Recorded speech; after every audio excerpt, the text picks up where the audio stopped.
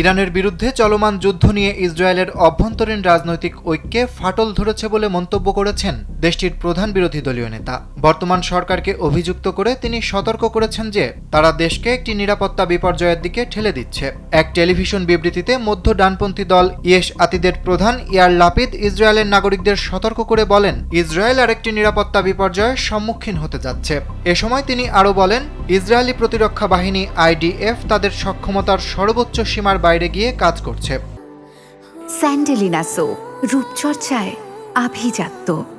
সরকার সেনাবাহিনীকে যুদ্ধক্ষেত্রে জখম অবস্থায় ফেলে রাখছে। বিরোধী দলীয় এই নেতা অভিযোগ করেন যে সরকার কোনো সুনির্দিষ্ট কৌশল বা প্রয়োজনীয় সরঞ্জাম ছাড়াই সেনাবাহিনীকে বহুমুখী যুদ্ধের দিকে ঠেলে দিচ্ছে। তার মতে বর্তমানে ইসরায়েলি সেনাবাহিনীতে সেনা সংখ্যা প্রয়োজনের তুলনায় অনেক কম। এর আগে লাপিদ দীর্ঘদিন ধরে সরকারের যুদ্ধ পরিচালনার সমালোচনা করলেও গাজা, ইরান ও লেবাননে সামরিক অভিযানের প্রতি সমর্থন জানিয়ে আসছিলেন। তবে বৃহস্পতিবার তার এই নাটকীয় মন্তব্য আসে গত বুধবার সামরিক প্রধান লেফটেন্যান্ট জেনারেল ইয়াল জামিরের ফাঁস হওয়া এক বক্তব্যের প্রতিক্রিয়ায়। সেদিন নিরাপত্তা মন্ত্রিসভায় জেনারেল জামির বলেছিলেন, IDF ভেঙে পড়ার দ্বারপ্রান্তে, রিজার্ভ সেনারা আর টিকে থাকতে পারবে না এবং সেনাবাহিনীর জন্য এখন জরুরি ভিত্তিতে একটি বাধ্যতামূলক নিয়োগ আইন প্রয়োজন।